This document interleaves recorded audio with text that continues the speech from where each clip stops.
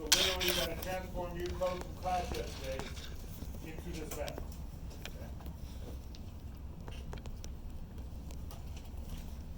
Let's talk about this. Okay, so let me show you the text file. You're going to read from the text file. So first of all, if you watch television of any kind, there was a show.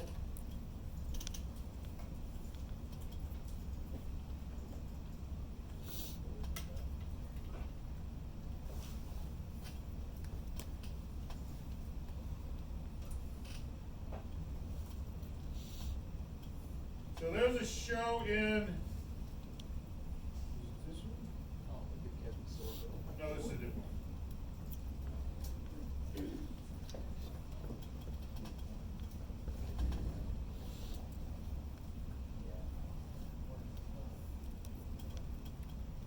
So there was a show originally in 1971 called The Andromeda Strain, which they then remade in 2008 with Ben Pratt as the main actor. And the whole aspect of this is essentially the coronavirus, and I'm not kidding. Right? The whole aspect of this is there is this virus that is killing millions of people, so they shove these people, these scientists, in an underground bunker, trying to find the solution to it, and when they found the solution, they realized it was a man-made thing that they're then storing on the space station and keeping it quiet, right? So, you want to watch really kind of a very bad movie, watch the remake of it in 2008. If you want to watch even a worse bad movie, watch the original from 1971, okay? Because, you know, special effects in 19, that damn bird. That bird wants you, dog. God, I knew that somebody's got something on it. That's flying. Alexis, I knew Yeah, that. I think so. Shirt looks like So, you know, the special effects in 1971 were just so top-notch, high quality. Oh boy. oh, is it like some green screen shit? Some like minis? I'm into So that. it's not a great movie. But the whole concept was, hey, look, you have this Petri dish, and this is the Petri dish. It's a 10 by 10 array. It's a Petri dish. And what you're doing is you're applying another solution. You're applying a solution. That's what this is, the solutions array, against the Petri dish array to see if you're going to kill off the virus or if you're not going to kill it off, right? If you're going to make it grow. And so there's this whole big long thing about flashing red lights and other stuff in there. But literally, it's a two-dimensional array in the 1971 movie with X's and O's and all this other stuff. So we're emulating that in Java code. Okay, so it's important you understand this text file. So this top number here is the number of Petri dishes you're going to have. Okay? So that Petri dish is divided into two things. The solution you're going to run against it and the actual Petri dish itself. Does that make sense? Because if it doesn't make sense, I'm going to lose you for the rest of this hour as I babble about this. Okay? So go ahead, Matt. Yeah. Get again. Please. Wait, that's not professional. I apologize. More, did you want me to say it again too? Yes, that please. I know it is. Hey, I'll call you back after class.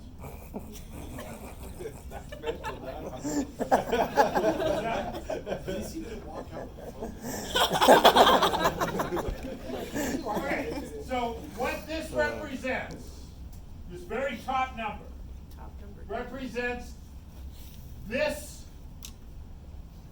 It represents the solution and this 10 by 10 matrix that you're going to apply to this. How many of them there are? So So you can see that there are two Two sets of Petri two? dishes and two solutions we're going to use. 2 sets of 2? Well, in this case, the top two tells me how many one-dimensional arrays I'm going to have and how many two-dimensional arrays I'm going to have. Okay? So the top number represents, I'm going to have 2 one-dimensional arrays, and I'm going to have 2 two-dimensional arrays. Sweet. Does that make sense? Yep. Okay? I really wish I could draw on this, but I can't. And if I put the screen up, then I'm drawing on the wall anyway, so it doesn't matter. Right? Okay. This number here just happens to be another 2, but this number represents how many times or how many days I'm gonna run this solution on this Petri dish, okay?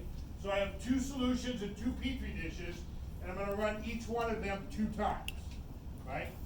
Does that make sense? Okay? Wade, how you doing that? Okay, so in here, in the code here, what you see here is in main. Okay, first of all, you see, first thing we're going to do is we're going to ask you for the name of the input file, and we're going to verify that that input file exists, right? Which we did in class. We're going to return that file object, and then we're going to wrap it in a scanner. Okay. So in that scanner object, we're going to read that first num. So let me help you write this method read num here, so you understand what's going on, right? So if you remember from yesterday, we had, and we can do it today, right? We have 2, 16 numbers, and then a 10 by 10 two-dimensional array. Is everybody okay with me writing it this way? If you're not, please tell me now. Okay?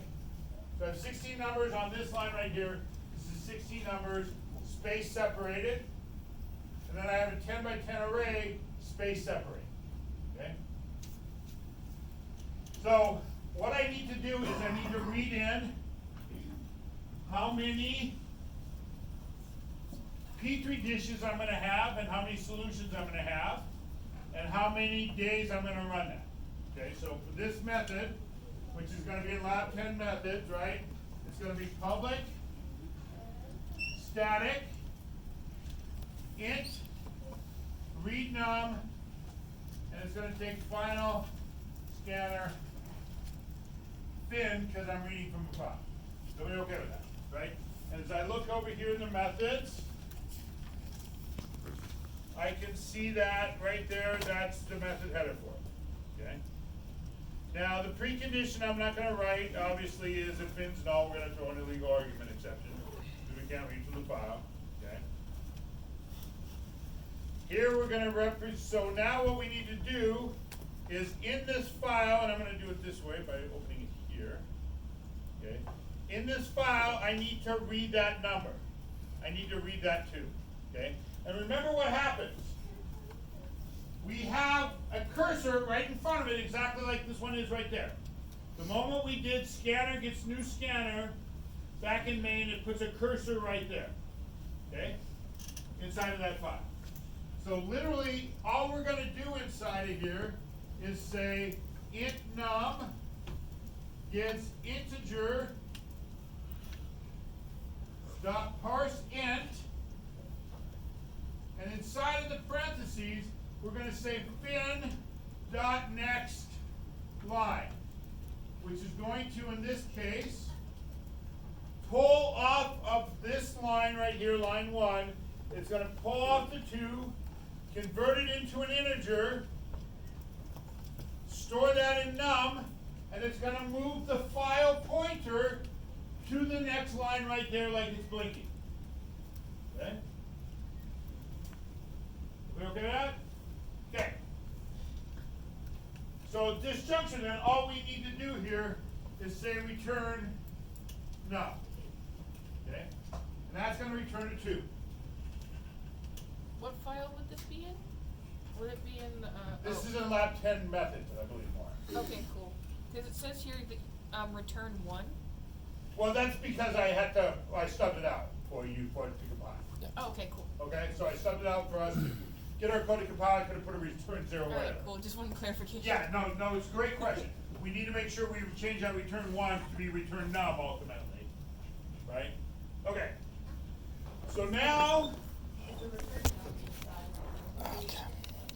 it's outside. It's outside. So this is all one line. Sam, I just ran out of board space, and then this is below that on its own line. Below the Yeah. So bracket? no, it's above the curly bracket. Okay. Okay. Okay. Okay, so now, if you look at main, I've said, okay, look, that tells me there are gonna be 2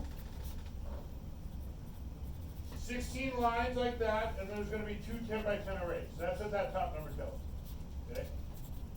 And so what's important here is, anytime you have a 10 by 10 array, right above it, you're gonna have a 16 integers all spaced separated.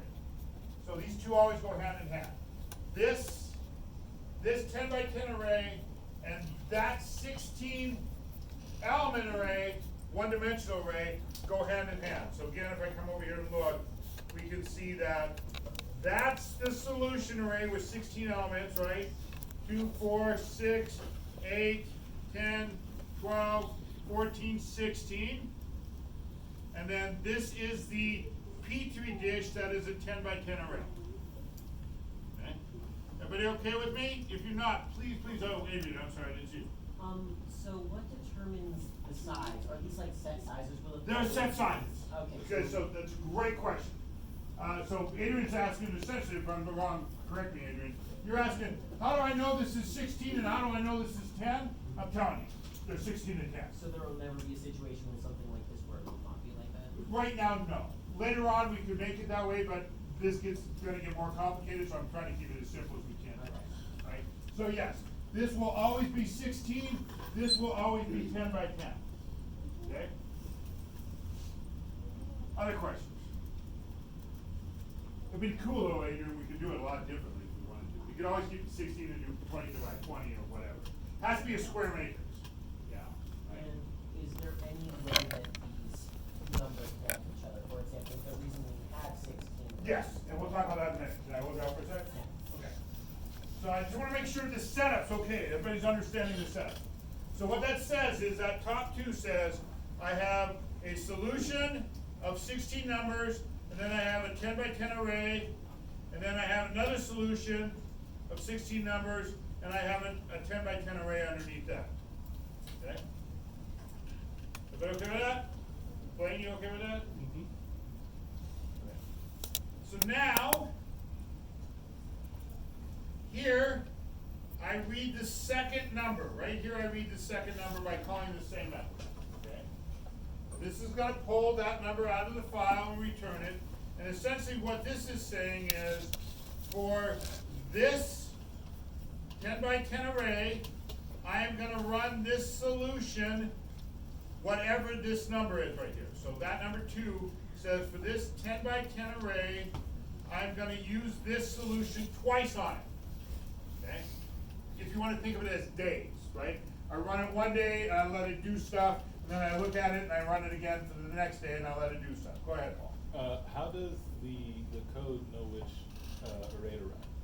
So, it's a great question, Paul. Very good question. And the code knows which array to run based on right here. We fill the array of 16, okay? And then we print it out, and then we fill the 10 by 10 matrix and print it out, okay? And then we know that based on this right here, from this previous stuff, right? This tells you the 16 numbers here, this tells me the 10 by 10 array here. In here then, I pass them both in to say this is the one we're using to run it against. Okay. Make sense? And then, how many days it is, right? So this is the top two, this is the second two. Are you with me? Yeah. Your face says, or your mouth says yeah, but your face says, yeah, kind of. It is kind of. Okay. Well, because if we were to look back at the text file, like how we prevent the code from using the first solution on the second Petri dish. And Okay, great question. And that happens here when here's the first solution, here's the first Petri dish. Can you agree with me on that, Paul? Yeah. Okay, so here we're running the first solution against the first Petri dish twice, or whatever that number is. Okay? Then when we get to the end of this for loop, we come up, now we load in the next solution and the next Petri dish. Ian? It's because you said the cursor in the text file moves every time Correct. you read it. So Correct. it- So every time we read from this file, the cursor moves down to the next line. So when I read this two right here, then I'm sitting right here in front of this. Okay? Yeah. Okay? So every time I read, it moves down when I get to the end of the line. Okay?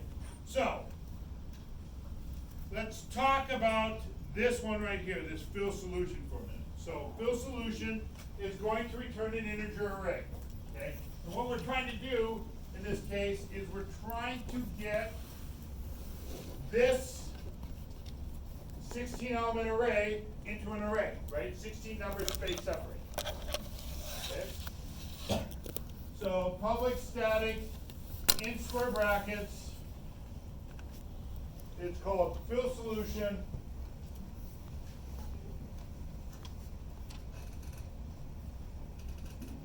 Final scanner spin, right? Because we're reading from the bottom. So first thing we're going to do in here is we're going to make an array of size 16. Okay? We're going to make an array of size 16, a one-dimensional array of size 16. Then we're going to use a for loop or a while loop, doesn't really matter, to fill that array, right? For int x gets 0, x is less than array, whatever you call it, dot length,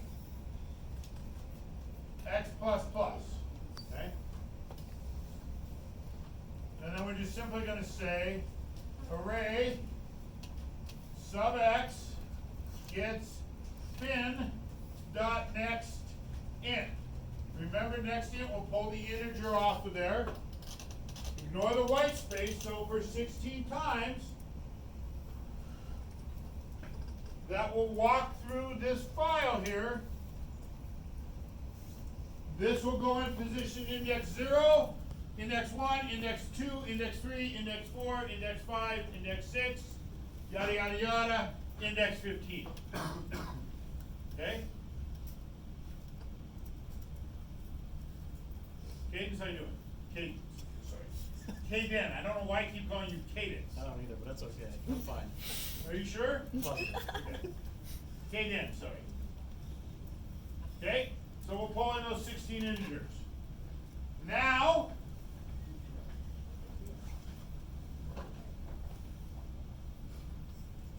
we come here, I'll let you figure out how to print it out, right? So let me show you something that I didn't discuss when it came to for loops until now, right? So I want to print out the array. So there's a couple ways I can print out the array, right? So in this case, I'm going to print out the array, public static void, print or whatever it's called, I don't care what it's called, final int square brackets array. So now I want to print these to the screen, okay?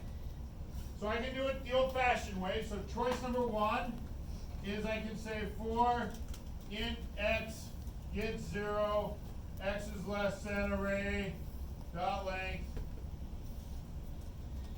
x plus plus, and then I can say SOP whatever, right? Array sub x. So I can do it like that. Perfectly fine if you want to do it that way. And I can do it a while loop too, I don't care, right? Or I can use what's in number 2 called an enhanced for loop, okay? An enhanced for loop allows me to do this with a lot less code. So how do I do an enhanced for loop? I just simply say for int x colon array SOP x. Okay? Isn't another name for that a for each loop? For each loop, enhanced for loop. Same thing, Maureen. Very good, yes. Okay? So it's called a for each loop or an enhanced for loop, either one. Yes, Nate? I'm just wondering, is this one and the last one, are they in the methods class or the class? These are in the methods class. Okay. Okay? This is the last one's in the method class. Now I know that, Nate, because remember right here. Oh, yeah. Yes. Yes, it's a colon in between them. Kyle. Why are we printing x instead of like array sub x? Because x takes on the value out of the array. Great question. So x takes on the value out of the array. And so you preface it with whatever type the array holds. If this were holding strings, I would say string s, and I would print out s. So behind the scenes, what this calls is this right here. Right? But x is not inside the thing here, it's you give it back as the value. Okay? Yes? Other questions? Okay? So, we've made the solution, we printed it out. We filled the array for the solution, we printed it out. Now we need to make the generations array, okay? The generations array is a 10 by 10 two-dimensional array, okay? So, in this case, it's gonna be int, square bracket, square bracket, square bracket, square bracket, whatever its name is, final, scatter, KB.